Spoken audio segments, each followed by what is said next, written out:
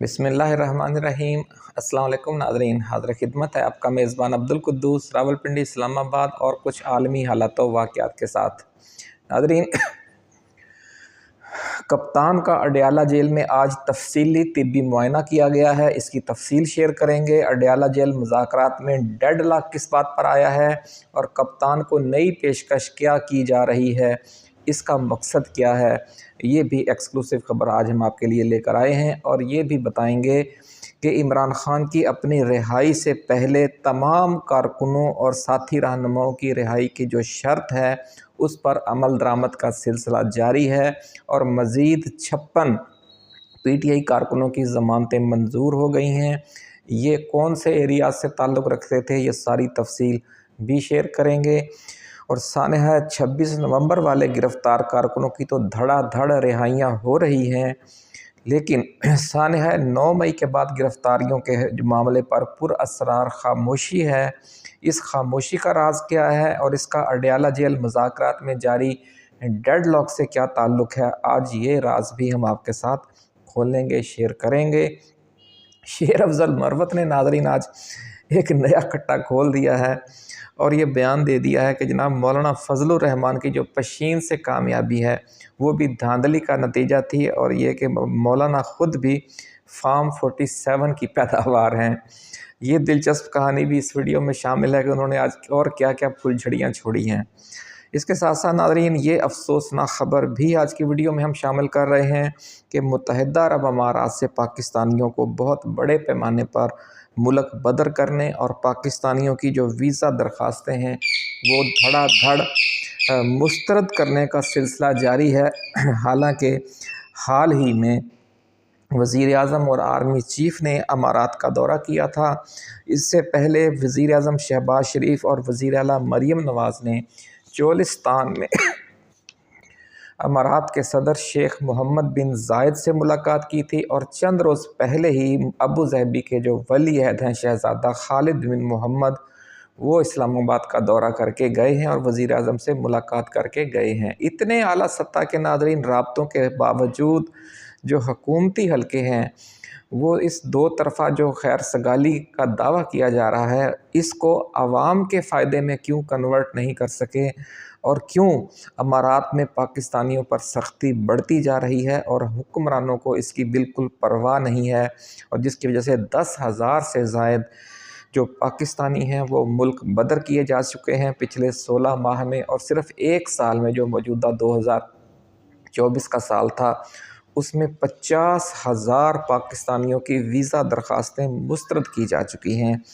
नाज़रीन ये बड़ी दिलचस्प सूरत हाल है, इस हवाले से भी कुछ बात करेंगे। लेकिन जो लोग मुत्तहिदा अरब अमारात जाने के प्लान बना रहे हैं उनके लिए ये ख़बर बड़ी अहम है और उन्हें चाहिए कि वो अगर वो जाते हैं तो वो अपनी मुलाज़मत का, कानूनी मुलाज़मत का पूरा पक्का इंतज़ाम करके जाएँ, क्योंकि थोड़ी बहुत भी कमी बेशी हुई या अगर आपने वहाँ जाकर कोई हल्की फुल्की भी खिलाफ वर्जी की तो जो पाकिस्तानी सफारत खाना है और जो पाकिस्तानी हुकूमत है वो आपकी बिल्कुल मदद नहीं करेगी। ये इस सारे वाक़े से साफ नज़र आ रहा है।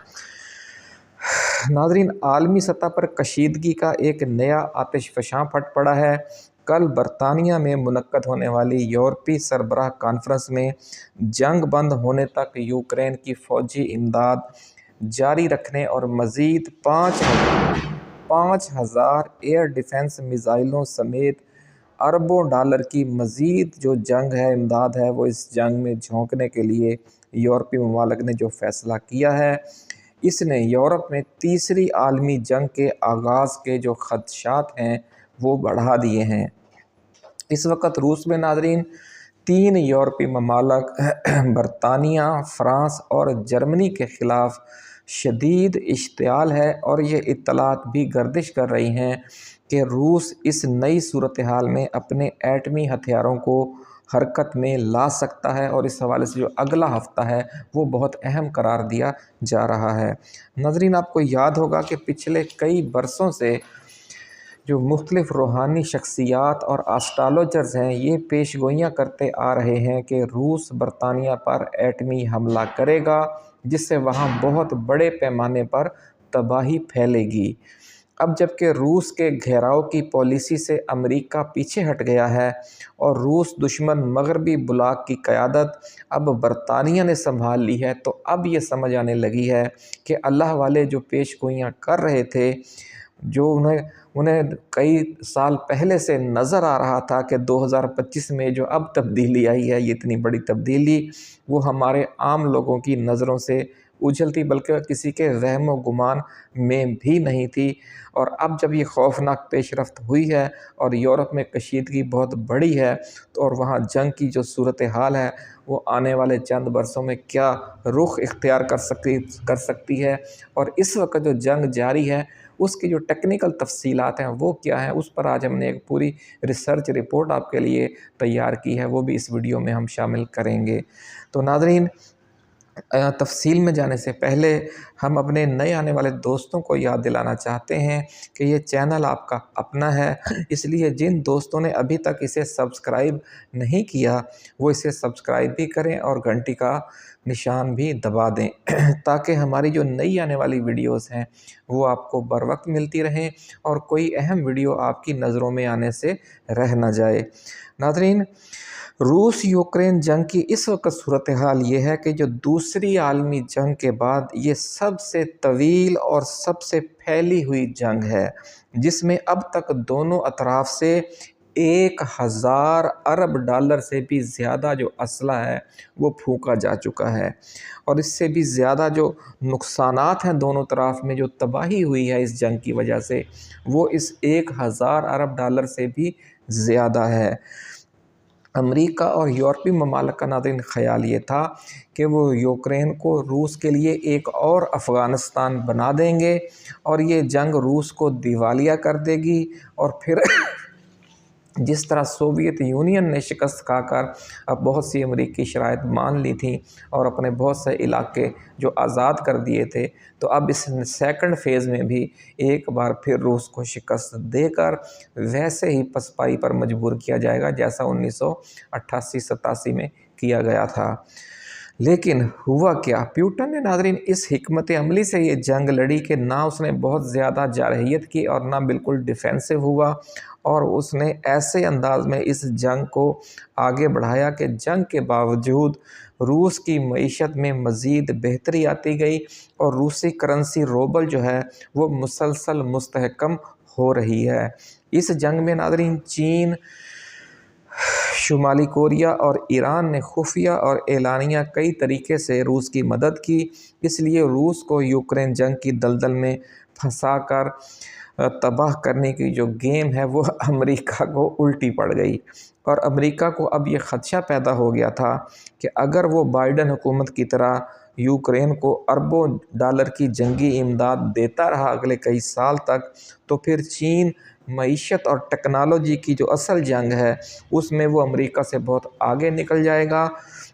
اس لیے صدر ٹرمپ نے اس جنگ سے جان چھڑانے کے لیے بڑے تاریخی فیصلے کیے ہیں، لیکن یورپی ممالک ان کے آڑے آ گئے ہیں، اور یوکرین کے جنگی اخراجات پورے کرنے کی جو ذمہ داری ہے وہ اب 18 یورپی ممالک نے سنبھال لی ہے، جن میں جو 3 بڑے ممالک ہیں وہ برطانیہ، فرانس اور جرمنی ہیں، جو اس سارے کھیل میں پیش ہیں، اور ان تینوں میں بھی جو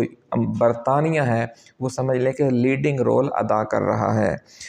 روس یوکرین جنگ کا محاذ ناظرین اس وقت 3000 کلومیٹر پر پھیلا ہوا ہے، اور اس میں سے 1/3 کے قریب یعنی 970 کلومیٹر کے ایریا میں تو شدید جھڑپیں جاری ہیں۔ گائیڈڈ میزائلوں، گائیڈڈ بموں، الیکٹرانک وارفیئر اور فضائی و سمندری ڈرونز کے استعمال کی وجہ سے دنیا کا یہ سب سے طویل محاذ جنگ مزید پھیلتا جا رہا ہے اور اتنے لمبے چوڑے محاذ جنگ کی وجہ سے جو لاجسٹکس اور دفاعی اور دیگر اخراجات ہیں وہ بھی بہت زیادہ ہیں۔ اس لیے یہ کہا جا رہا ہے کہ معاشی حوالے سے کمزور یورپی ممالک بھی اس جنگ کا بوجھ زیادہ عرصے تک اٹھا نہیں سکیں گے، اور جب یورپی اسلحہ ساز فیکٹریاں ضروری مقدار میں گولہ بارود، میزائل، بم اور ڈرون فراہم نہیں کر سکیں گی تو یوکرین کا جانی و مالی نقصان بہت بڑھ جائے گا، کیونکہ جنگ کے پچھلے 3 برسوں میں پیوٹن نے روس کا جنگی ساز و سامان اور جنگی گولہ بارود کی تیاری کا انفراسٹرکچر جو ہے وہ بہت بڑھا لیا ہے، اور اسے شمالی کوریا و ایران سے بھی بہت بڑے پیمانے پر سپلائی مل رہی ہے۔ ناظرین، جنگ بندی کے حوالے سے پیوٹن کی شرائط بھی بڑی سخت ہیں، تو اس لیے یہ یورپ کو سمجھ نہیں آ رہی کہ وہ روس سے جنگ لڑے یا صلح کر لے۔ اگر یورپ والے صلح کی طرف آتے ہیں تو بھی ان کے جو اصل عزائم ہیں وہ ناکام ہوتے ہیں، اگر وہ جنگ لڑتے ہیں پھر بھی انہیں بڑے مسائل کا سامنا ہے۔ 2 شرائط تو ساری دنیا کے علم میں ہیں، 3 شرائط ان کے علاوہ ہیں۔ ان 3 میں ایک شرط یہ ہے کہ جنگ ختم ہوتے ہی یوکرین میں نئے صدارتی الیکشن کروائے جائیں، تاکہ عوام جو ہیں روس سے محاذ رائی کے ذریعے اپنا ملک تباہ کرنے والے صدر زیلنسکی کے بارے میں جو یوکرین کے عوام ہیں وہ اپنا فیصلہ دے سکیں۔ یہ پہلی شرط ہے پیوٹن کی۔ دوسرا پیوٹن کا مطالبہ یہ ہے کہ روسی جو ہیں وہ روسی عیسائی مذہبی فرقہ ہے آرتھوڈوکس، اس کے چرچ کا مقام بھی یوکرین میں وہی بحال کیا جائے جو 2014 سے پہلے تھا۔ اور تیسرا مطالبہ ناظرین یہ ہے کہ روسی زبان کو بھی حسب سابق یعنی 2014 سے پہلے تک جس طرح یوکرینی زبان کے برابر سرکاری زبان کا درجہ حاصل تھا تو وہی درجہ دوبارہ روسی زبان کو بھی دیا جائے۔ تو یہ بالکل ایک شکست خوردہ ملک والے کی طرف سے یہ شرائط تسلیم کرنے والی بات ہے۔ اور جو دوسری 2 ہیں وہ آپ کو یاد ہوں گی کہ یوکرین کو نیٹو میں شامل نہ کرنا اور اس کے مفتوحہ علاقوں پر روس کا قبضہ تسلیم کرنا ابتدائی 2 مطالبات ہیں۔ امریکہ تو یہ مطالبے تسلیم کر چکا ہے، لیکن یوکرین تسلیم نہیں کر رہا۔ خود صدر زیلنسکی سمجھتا ہے کہ اس جنگ کو جاری رکھنے میں ہی اس کی بقا ہے، کیونکہ جنگ کی تباہ کاریوں سے یہ جو جنگ ہے یہ فوری صدارتی الیکشن میں جنگ کی جو تباہ کاریوں سے جو تنگ ہیں عوام، وہ اگر فوری صدارتی الیکشن ہوتے ہیں تو پھر وہ لامحالہ اس کی زیلنسکی کے خلاف ہی ووٹ دیں گے، کیونکہ وہ سمجھتے ہیں کہ اس ملک کو تباہ اس کی پالیسیوں نے جو اس نے روس کے ساتھ مسلسل محاذ آرائی کی پالیسی اختیار کیے رکھی، اس کی وجہ سے ان کو اتنے جانی مالی اور دوسرے نقصانات کا سامنا کرنا پڑا ہے۔ تو اس لیے زیلنسکی کے لیے یہ موت ہے، فوری جنگ بندی اور فوری صدارتی انتخابات۔ ناظرین، اب ملکی سیاست کی طرف واپس آتے ہیں۔ انسداد دہشت گردی کی خصوصی عدالت کے جج، جو اسلام آباد کی انسداد دہشت گردی کی خصوصی عدالت ہے، اس کے جج ابو الحسنات محمد ذوالقرنین نے 26 نومبر کے احتجاج کے دوران گرفتار ہونے والے مزید 56 پی ٹی آئی کارکنوں کی ضمانت منظور کر لی ہے اور صرف 5-5 ہزار کے مچلقوں پر تمام ملزمان کو فوری طور پر رہا کرنے کا حکم بھی دے دیا ہے۔ عدالتیں ناظرین اتنے کم زر ضمانت پر ملزمان کی رہائی کا حکم عموماً اس وقت دیتی ہیں کہ جب کیس میں بالکل ہی جان نہ ہو اور ٹرائل میں بری ہونے کا امکان واضح نظر آ رہا ہو۔ جن گرفتار پی ٹی آئی کارکنوں کی ضمانتیں منظور ہوئی ہیں ناظرین، ان کے خلاف تھانہ کوہسار اور تھانہ ترنول میں مقدمات درج کیے گئے تھے۔ تو جو تھانہ ترنول اور تھانہ کوہسار کے کیسز کے گرفتار ملزمان ہیں ان کو ہماری طرف سے بھی مبارک ہو کہ وہ جو رمضان المبارک ہے اور جو عید ہے اب وہ اپنے پیاروں کے ساتھ گزار سکیں گے۔ ناظرین، عمران خان کے طبی معائنے کے لیے آج پیمز کے ڈاکٹروں کی 4 رکنی ٹیم اڈیالہ جیل پہنچی اور ذرائع کے مطابق ڈاکٹروں کی اس ٹیم میں ڈاکٹر عمر فاروق، ڈاکٹر الطاف حسین، ڈاکٹر علی عارف اور ڈاکٹر تاشفین امتیاز شامل تھے۔ ٹیم نے عمران خان کا تفصیلی طبی معائنہ کیا اور 1 گھنٹہ تک جیل میں موجود رہی۔ یاد رہے ناظرین کہ پچھلے کئی روز سے عمران خان کے کان میں تکلیف کی جو خبریں ہیں وہ سوشل میڈیا پر گردش کر رہی تھیں۔ اڈیالہ جیل کے ذرائع کے مطابق خان کو مختلف دوائیں بھی تجویز کی گئی ہیں اور مجموعی طور پر ان کی طبیعت بہت بہتر ہے اور انہوں نے بڑے پر اعتماد انداز میں ڈاکٹروں سے ملاقات کی اور ان کے سوالوں کے جوابات دیے۔ ناظرین، کپتان کے مطالبے پر 26 نومبر کے گرفتار کارکنوں کی رہائی تو دھڑا دھڑ جاری ہے، لیکن 9 مئی کے بعد ملک گیر آپریشن میں گرفتار کارکنوں اور رہنماؤں کی رہائی کا جو معاملہ ہے وہ ابھی تک لٹکا ہوا ہے۔ اس حوالے سے ذرائع کا کہنا ہے کہ اڈیالہ جیل میں جو ڈائیلاگ ہوا، اس میں اسٹیبلشمنٹ 1 سال کی نگران حکومت یا موجودہ حکومت کو ہی 1 سال مزید دینے کے مطالبے کو ماننے کے لیے خان پر دباؤ بڑھا رہی ہے، لیکن خان ڈٹا ہوا ہے اور 3 ماہ سے زیادہ دینے پر تیار نہیں ہے۔ خان کا موقف بڑا وزنی ہے۔ خان کا یہ کہنا ہے کہ فارم 47 والی اس حکومت کو تو 1 روز بھی مزید نہیں دیا جانا چاہیے، اور جہاں تک نگران حکومت کو اس کی 3 ماہ کی آئینی مدت سے زیادہ وقت دینے کا معاملہ ہے تو اس کی وجہ سے پھر پری پول ریگنگ شروع ہو جاتی ہے اور نگران حکومت کے جو وزراء ہیں اور جو دیگر طاقتور لوگ ہیں وہ اپنے اثر و رسوخ کو پھیلا کر پھر آنے والے عام انتخابات پر اثر انداز ہوتے ہیں۔ خان کا موقف چونکہ ناظرین اصولی اور آئینی ہے، اس لیے اسٹیبلشمنٹ اس حوالے سے جتنا بھی دباؤ ڈال رہی ہے اس کی بات نہیں بن رہی۔ اب کپتان کو نئی پیشکشیں یہ کی جا رہی ہیں کہ وہ 1 سال کی عبوری نگران حکومتوں میں جو یعنی 4 صوبوں کی اور مرکز کی عبوری نگران حکومتیں ہوں گی، ان میں 33% شیئر لے لیں پی ٹی آئی کے لوگوں کے لیے۔ 33% شیئر حکومتی جماعتوں کو دیا جائے گا اور 33% شیئر اسٹیبلشمنٹ کا ہوگا، لیکن خان تاحال اس تجویز کو تسلیم کرنے پر بھی آمادگی ظاہر نہیں کر رہا۔ حکومت کو نیا خوف یہ ہے ناظرین کہ اگر صدر ٹرمپ نے وزیر اعظم شہباز شریف کے خلاف بھی ویسا ہی سخت لب و لہجہ اختیار کر لیا جس کا مظاہرہ انہوں نے حال ہی میں یوکرین کے صدر زیلنسکی کے معاملے میں کیا ہے، تو پھر ملک میں نون لیگ اور پیپلز پارٹی کی جو پوزیشن ہے وہ بہت خراب ہو جائے گی۔ اس لیے 5 ہفتے کی جو ڈیڈ لائن ہے اس کے ختم ہونے سے پہلے عمران خان کو منانے کے لیے اور کسی سیاسی تصفیے پر پہنچنے کے لیے ان کی منتیں کی جا رہی ہیں، لیکن خان بھی ساری صورتحال کو سمجھ رہا ہے، اس لیے وہ صبر و استقامت کی تصویر بنا ہوا خاموشی سے جیل کاٹ رہا ہے اور جیل میں ہی سحری اور افطاری کا سلسلہ جاری رکھے ہوئے ہے، اور اسے یقین ہے کہ اس حکومت کے لیے آنے والا ہر دن پچھلے دن سے زیادہ خراب اور زیادہ خوفناک ہوگا۔ ناظرین، ایک اور دلچسپ خبر یہ ہے کہ حکومت اور کبھی پی ٹی آئی کی سائیڈ لے کر ڈبل کراس سیاست کرنے والے مولانا فضل الرحمان کو شیر افضل مروت نے ایک بار پھر آئینہ دکھا دیا ہے۔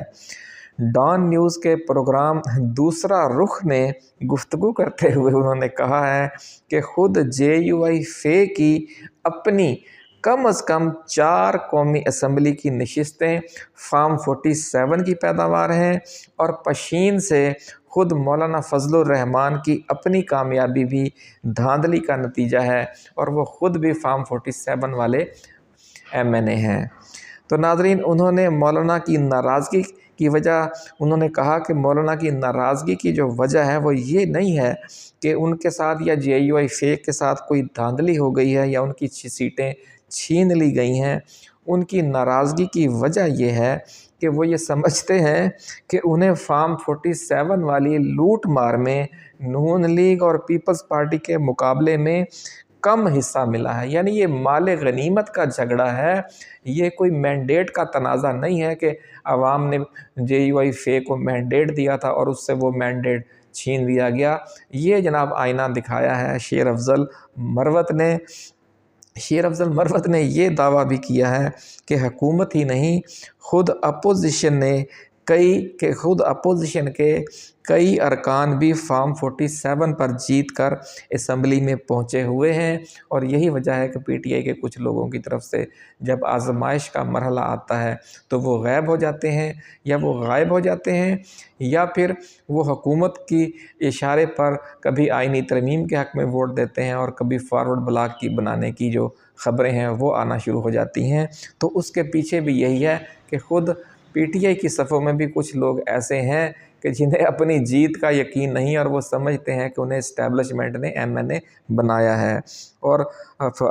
शेर अफजल मरवत ने ये भी कहा कि बैरिस्टर गौहर और उमर अयूब को भी इस बात का इल्म है, और ये बात ख़ुद वज़ीर-ए-आज़म शहबाज शरीफ के भी इल्म में है कि अपोजिशन के कौन कौन से अरकान फॉर्म 47 वाले हैं। शेर अफजल मरवत ने नाज़रीन मज़ीद ये कहा कि वो इमरान रियाज़, हैदर मेहदी और आदिल राजा समेत 5 यूट्यूबर्स के ख़िलाफ़ बरतानिया की अदालत में मुकदमा दायर करेंगे, और उनके जो वकला हैं वो इन 5 यूट्यूबर्स की वीडियोस चेक कर रहे हैं, और उनमें से वो जो मुतनाज़ा जुमले हैं वो शामिल करके केस की तैयारी की जा रही है। नाज़रीन, मुत्तहिदा अरब अमारात में पाकिस्तानियों के साथ जो अफसोसनाक सलूक किया जा रहा है,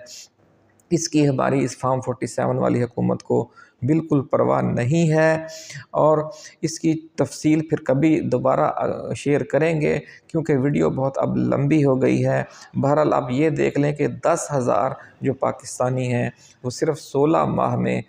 मुल्क बदर किए जा चुके हैं अमारात से, और 50,000 जो पाकिस्तानियों की दरख्वास्तें हैं वो सिर्फ़ 1 साल यानी 2024 में वीज़े के हवाले से रद्द की गई हैं। इसलिए जो दोस्त मुत्तहिदा अरब अमारात में जाकर जॉब करने के हवाले से प्लानिंग कर रहे हैं, वो एक बार फिर सोच लें कि वहाँ पाकिस्तानियों के हवाले से बड़ी सख्ती हो रही है, और हमारी हुकूमत और हमारा सफारत खाना उनकी कोई मदद नहीं कर रहा, जिस तरह की मदद इमरान ख़ान के दौर में सऊदी अरब में, अमारात में और दीगर ममालिक में हुकूमत पाकिस्तान की तरफ से की जाती थी। तो इजाज़त दीजिए नाज़रीन, अल्लाह हाफ़िज़। पाकिस्तान ज़िंदाबाद।